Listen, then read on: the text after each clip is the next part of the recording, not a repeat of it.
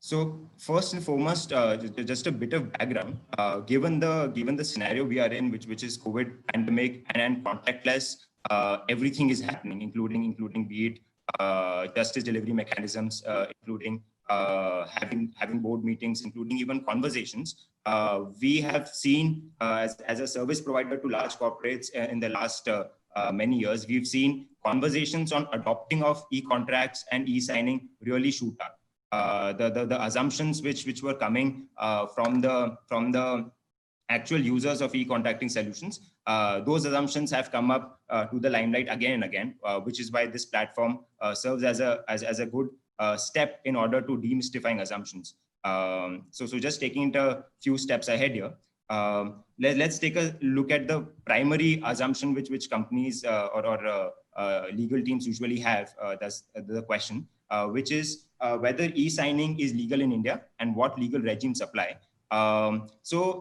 Surprisingly or not so surprisingly, India has a very robust mechanism for e-contracting and e-signing. As Honorable Justice Kaul was mentioning in detail, we have Indian Technology Act, Evidence Act, way back since 2000. These have been optimized for e-contracting and e-signing. We have a specific sector regulator.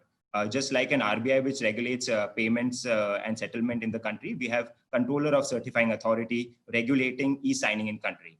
So there's a very specific focus by the legislature to regulate this sector when it comes to e-signing and ensuring, because this is actually the basis of all commercial transactions that will run the country. So this has been taken, a deep view has been taken, and regulations, laws have been put in place. Talking about a bit of institutional backing that it has already received, we have courts right from the Supreme Court looking at judgments with respect to e-contracting, e-signing in the country. We have RBI regulations, we have SEBI specifically allowing for certain mechanisms of e-signing as per Information Technology Act, which Justice Kaul had briefly mentioned in his segment. We have several tribunals also. So it's not only at the top of the hierarchy, the courts have recognized it. Even tribunals have recognized e-contracting, e-signing in the country, right? That's the first assumption that requires to be unbundled here.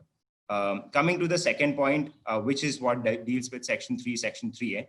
So the Indian regime follows a level of security higher than international counterparts, be it United States, which is kind of the primary entity we interact with respect to transactions, right? So what I mean by that is, in United States, any mark is recognized as an electronic signature. But in India, the term electronic signature has a higher threshold, and that is specifically defined in Section 3 and Section 3 of the Information Technology Act, right? Here, as Mr. Venkatramani sir was saying, there is a concept of certifying authorities in his example which he was giving.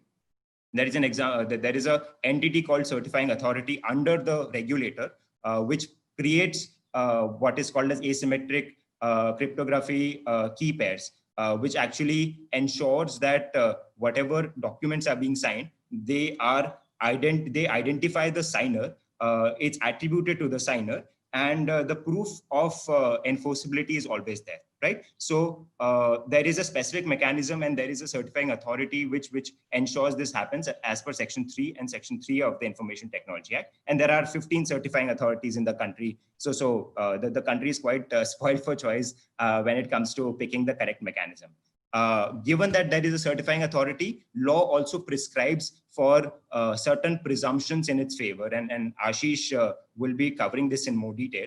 But law presumes certain validity of electronic signature, of secure electronic signatures, be it in terms of enforcement, be in terms of identification of the signer, be in terms of the facts of the electronic signature certificate, right? So this is very critical in India, where parties can actually find comfort that the law presumes the actual signing of the document, and you don't actually have to prove it all the time to reduce litigation. This also prevents litigation to start with, and reduces the turnaround time of justice delivery itself. Important here is to note that there are other mechanisms of entering into contracts, which are electronic authentications under 10A. They are also accepted in the country, but there is no presumption in law in their favor, right? So that is the second assumption we've unbundled, and happy to take questions as we go here.